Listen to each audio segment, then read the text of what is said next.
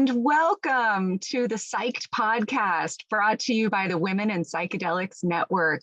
I'm your host, Kaya Roman, and I am so psyched today to be speaking with Amanda Siebert. She and I obviously have the same taste in titles. Today we're talking about her new book, Psyched, which I am extremely excited about. And let me tell you a little bit about myself first, who I am, why I'm doing this.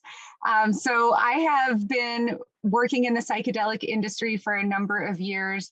In 2017, psychedelics changed my life. I wrote a best-selling book about the neuroscience of joy.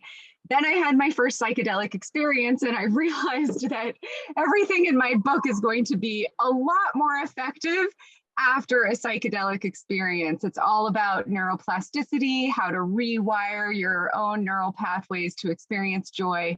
And really, that's what psychedelics are all about. So we're going to get into that conversation with Amanda today. And just a couple other tidbits about me. I'm really dedicated to spreading education and access to these healing compounds to as many people as possible. I co-founded an at-home ketamine company called KetaMD. I'm the vice president of an R&D company called Psyched that's working on patents and formulations and delivery technologies to make these compounds safer and more effective for the pharmaceutical industry. I lead ceremonies. I run this podcast, and I'm also a documentary producer. So I'm very excited to be helping this mission. And Amanda is my soul sister. I'm also a total fangirl of her writing. Very excited to have Amanda here on the podcast today. Let me tell you a little bit about Amanda, this amazing rock star we have with us today. Amanda is an award-winning journalist and photographer covering the intersections of culture, science, and business in cannabis and psychedelics, and says she owes her life to the plants, fungi, and compounds she writes about. With their help, she has overcome depression, anxiety, and post-traumatic stress disorder, and is committed to spreading the word about their potential to help people live more vibrant lives. Amanda's first book, The Little Book of Cannabis, How Marijuana Can Improve Your Life, was named the #1 best-selling nonfiction cannabis book in Canada in 2019. Her new book, Psyched, 7 Cutting-Edge Psychedelics Changing the World, came out on October 18th. It's brand new baby born, and breaks down the history, science, cultural, and medical uses of 7 different psychedelic compounds and plant medicines, contextualized with case studies and interviews with scientists, doctors, therapists, advocates, ethnobotanists, and practitioners. You can read Amanda's work in Forbes, Leafly, the New York Times, Vice, the Dales Report, and more. In other words, Amanda is a super badass, extremely talented writer, researcher, and influential advocate for psychedelics. And I'm totally psyched to have you on here for this conversation today. So welcome, Amanda. I'm really, really excited to talk to you about your new book. I just got it in my hands on publication day. I've been scouring through it. I must say, this is my new now top book that I will be handing out like business cards to everyone who asks me questions about psychedelic medicine, which is a lot of people. And so I thank you for writing this book, because it's going to save me a lot of time. Every time people ask me questions now, I'm just going to say, here, read this. Thank you so much, Kai. That's such a, I really am honored and thrilled that you are so thrilled with it and excited to read it. And I'm so happy to be here. I also love that we have this similar taste in names. Yeah. Podcast. It works out very well. I think we have a really similar story in that, you know, both of us came to this work from our own personal healing. And, you know, I think that's just a real common thread. When people have a healing experience with these compounds, we become advocates. We want everyone to have this healing. But, you know, it takes a special type of talent to be able to write about it, because it's complex. There's a complex history and science and you know, so much importance around safety and integration. So I think that you just blend that all so well in your book. It's so thorough, it's so well researched. So I want to, you know, get into it and talk about your book, starting with, I think, a topic that is just so heavy on the hearts of humanity right now, and so present for the majority of people right now, which is trauma. And you really, I feel like, kick off the book with the topic of trauma. Like, things are changing in the world of psychedelics. The conversation is becoming way less stigmatized. The laws are changing. And I think a lot of that is because of the collective trauma that people are experiencing these days. There's record levels of depression and anxiety over the past 2 years since the pandemic. Trauma is kind of becoming less taboo to speak about, the big T traumas that many of us have experienced, and then just the trauma of kind of being human on a planet with lots of challenges right now. So I wanted to actually start by reading a passage that just rocked my world, from Dr. Julie Holland in the foreword, and we'll kick it off that way. It makes sense that we, as a culture, are increasingly open to outside-the-box trauma treatments. Many of us are in pain. Some mourn for lost ways of life, and even for the demise of our planet. But there is hope, and it can be found in these pages. The 7 substances that Amanda Siebert details in Psyched offer change we can believe in. These mind-manifesting, heart-opening medicines can help us to heal our bodies and our souls. They can help us to explore our past or envision our future, to prioritize relationships and love and compassion. And they can help us to feel more connected to nature, the earth, and the cosmos. And I feel like that paragraph just encapsulates so well what these compounds can do and what people can get out of your book. So I want to start by just thanking you for writing this book, and then, get into, like, tell me what inspired you. I know that psychedelics played a big role in your own healing from trauma. How did psychedelics lead you to write this book? Sure, absolutely. I'm happy to talk about that. First, shout out to Julie Holland for an incredible foreword. She's I'm really lucky to have her in my corner, and I'm so grateful that she was able to contribute that. Thanks for reading that passage, by the way. So psychedelics, how did they change my life, and how did they lead me to writing this book? I, a couple of years ago, while I was writing another book about cannabis, was diagnosed with PTSD and depression, and was able to sort of like survive, but didn't really want to be here. I was having a really hard time with things, and was going through therapy and doing all the things you do when you have a diagnosis like that, but Yeah, was just really struggling. Was really struggling with it. And so being part of the cannabis and the plant medicine community in Vancouver here, I was lucky enough to meet some people who were part of an underground community that worked with these medicines in a very intentional way.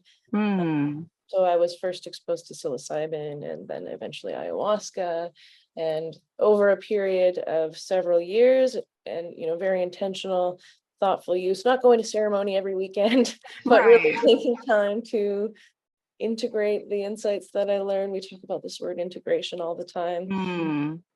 And using the things that I learned to improve the other areas of my life. So I think one misconception we often run into it with psychedelics is, oh, this is going to be a magic bullet. I'm just going to go to ceremony or do this training, and I'm going to come out of it and my life is going to be changed. And what we learn is inevitably we have to do some work to make those changes. And so psychedelics have really opened my world to that. Today I feel very far removed from those diagnoses. I'm healthier than I've ever been. I'm so happy to hear that. Stronger and more lively than I've ever been. And so that has contributed hugely to why I write about these substances. Because also in talking to people, everyone I talked to for this book had an interesting story, a life-changing story, a story of transformation. And I think, it doesn't matter how much you doubt these substances or how much bull crap you've been told about them. it's time to really consider, the value of that potential. And so that's sort of why I wrote this book. I wanted to explore that piece and sort of write an introductory book for people who might not be sure where to start. Yeah. Yeah. And that's so needed because there are so many people now that are curious, but like you said, don't know how to start, maybe don't understand what integration is, how it works, what are the different compounds.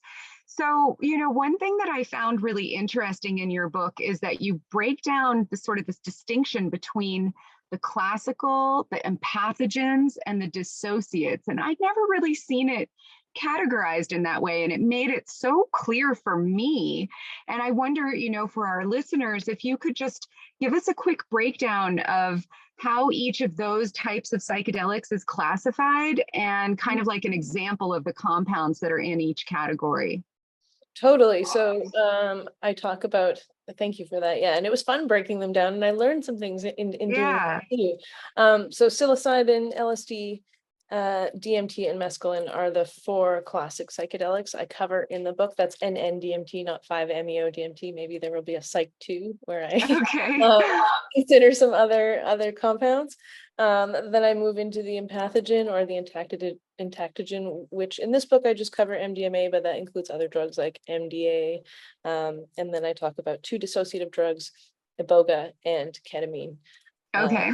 So yeah, in kind of unpacking those and really looking into the different ways they work in the brain, I thought back to my own psychedelic experiences and really, it makes a lot of sense. I think some of these medical classifications, I think sometimes it can get like confusing for people, oh, I experienced dissociation when I took so-and-so substance, or I did when I took a Right. classic psychedelic.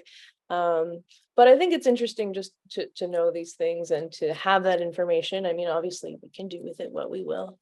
Right. But yeah, providing the reader with sort of the history of certain substances too. I mean, I think ketamine is an interesting substance in that we use it at these different doses, at these different applications, Right.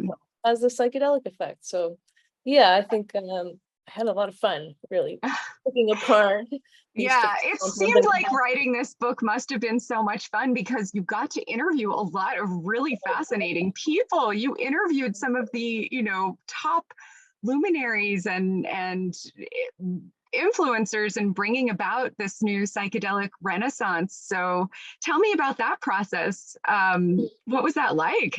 Oh, All the I ended research up that you being did. very lucky. I mean, anyone who writes a large thing, whether it's a big story or a book, um, generally you create a list of the people you want to talk to. And so before I set out on writing anything, I had this long list of people and I sat on it and I sat on it.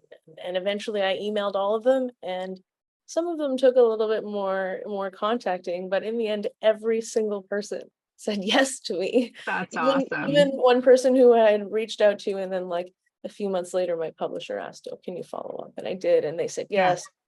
So it was really wonderful that people were so generous with their time and their wisdom. Yeah. Well, that's the thing about this, I guess, psychedelic world is it's a little different than other businesses or industries. People tend to be very mission driven because if you're doing this, it's probably because psychedelics have somehow touched your Mhm. life. So you want other people to have that experience. I mean, that's been my experience too, just the kindness and the openness and the sharing of everyone in this world. So yeah, that must have been incredible. And I really appreciate, all the case studies, all the science. So, again, if you're out there listening, I cannot recommend this book highly enough. You can buy it on Amazon, get yourself about 10 copies because you are going to want to hand them out to all your friends and family members.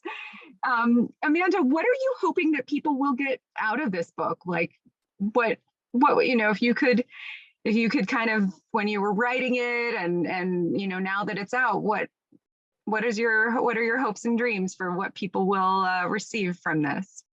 That's a really good question. There are a few things that I hope people walk away from this book with. One is a new idea of what psychedelics can do. And that's if they're coming into it with this idea that, if I take a psychedelic, I'm going to jump off a building. Right. I'm really So trying. dispelling kind of like fears and misconceptions. Absolutely. And this idea that a psychedelic experience has to be inherently terrifying. I think Oh, yeah. a huge misconception. I also, though, make a point in the book to talk about the fact that, psychedelics are not a panacea. They're not a magic bullet. They're Right. one tool in the toolbox. And, they may not be for everyone. I think everybody should have the opportunity to access them if they want to, but we're still doing research and there's still things to work out as far as that goes. So, they have had a profound effect on my life. I want everybody to be able to choose to use them if they can. But just, the goal of this book was to provide people with the information so they can make a decision for themselves. Yeah. Yeah. And you honed in on 7 specific psychedelics. I'm curious how you chose those. And I guess, as people are making a decision about whether this is something they want to explore in their life, this gives them an opportunity to look more in depth at those 7 and try and, assess whether one or more of them would be appropriate for them to try. But yeah, how did you pick the ones you picked? I went with the drugs that have sort of been, in my mind, the most studied and that are being kind of the most talked about in the mainstream sphere. I guess maybe not the mainstream, but I guess psilocybin and pardon me, MDMA for sure, are being studied a lot. Ketamine, we have these things popping up everywhere. And then I looked at sort of the earlier wave of research, and I couldn't ignore LSD and I couldn't ignore mescaline. And then with the opioid crisis going on and the potential of iboga and ibogaine, ignore that substance. And yeah, I guess that's kind of how they all came together. DMT also, ayahuasca has played a profound effect in my own life, and it is being used around the world in a lot of really interesting ways. And so, we hear a lot about a lot of people traveling and going to the jungle. And I thought, it would be good to include that substance as well. So I tried to focus on a lot of plant medicines as well. I'm not saying that, natural is better than synthetic or whatever. I think all of these substances have a place and they have their own purpose. And so I wasn't about to, just focus on either plants or synthetic drugs. Yeah, I appreciate that because there is some controversy in this kind of psychedelic world. Some people are, like, oh, plants only, all the synthetic stuff. It's kind of like doesn't count or isn't authentic or, doesn't have a traditional lineage. I definitely know people who will happily drink ayahuasca, but don't want to try ketamine, for example. So I think it is really helpful for people to understand the mechanisms that are happening in the brain. How are these compounds working from a scientific perspective?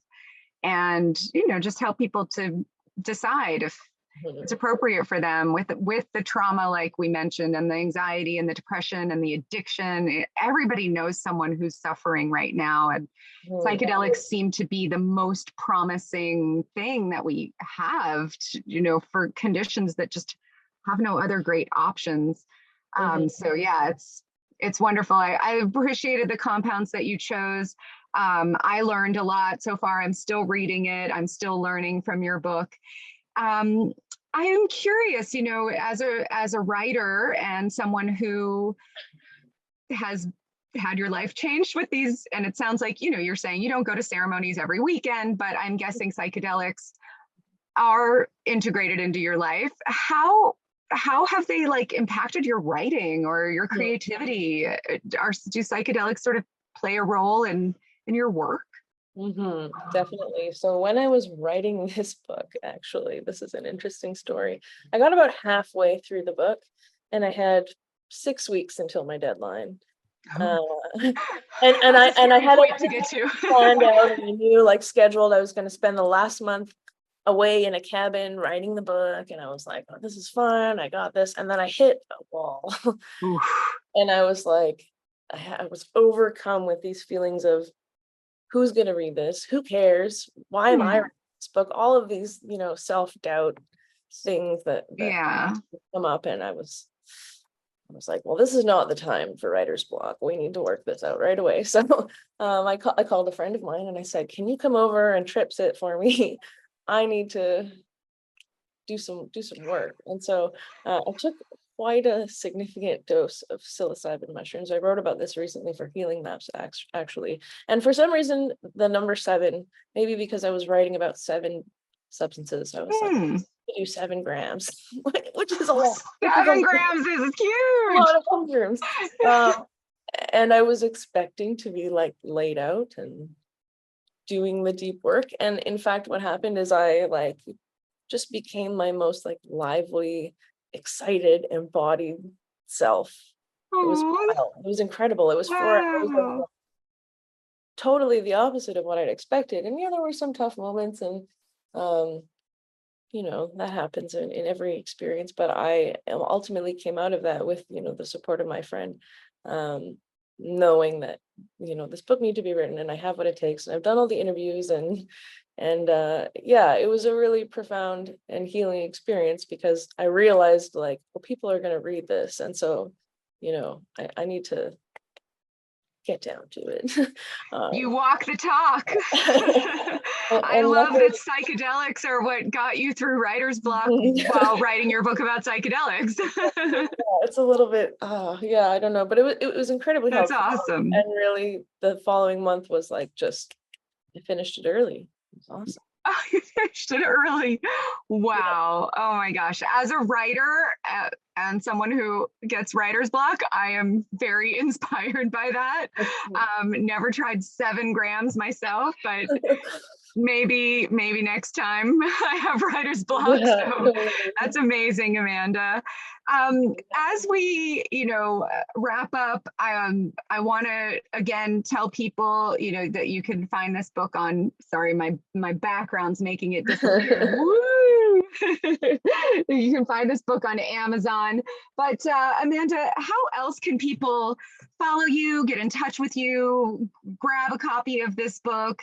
How would you like people to stay in touch? Well, people can stay in touch with me on Twitter and on Instagram. I have the same handle on both platforms. It's at Amanda_Siebert. And Okay. my book on Amazon, at local indie bookstores, on Barnes and Noble, and any other sort of book selling website. If you're Awesome. going to be in Miami next month for the conference Wonderland, I will be there selling a few signed copies. Nice. Yeah, that's probably the best way to keep in touch with me. If you want to check out some of my work, you can do that through my social or at amandasiebert.com. Okay, wonderful. And is there anything else, that you'd like to share with folks? Just that I'm really grateful for the opportunity to do this. Every day I pinch myself. I'm like, oh wow, like I get to write about these life-changing compounds and speak to really smart people from all over the world and all sorts of different backgrounds. And I really don't take that for granted. Like it's surreal. It's very cool. Yeah. Well, thank you. I mean, I count you among the really smart people that I get to talk to. So thank you for lending your talent to spreading this mission. And thank you for taking the time to have this conversation with me. Thank you for your book, for your work. I just wish you all the best with spreading the word. And believe me, I am going to be one of your biggest purchasers of the book. So thanks, Amanda. It's been wonderful.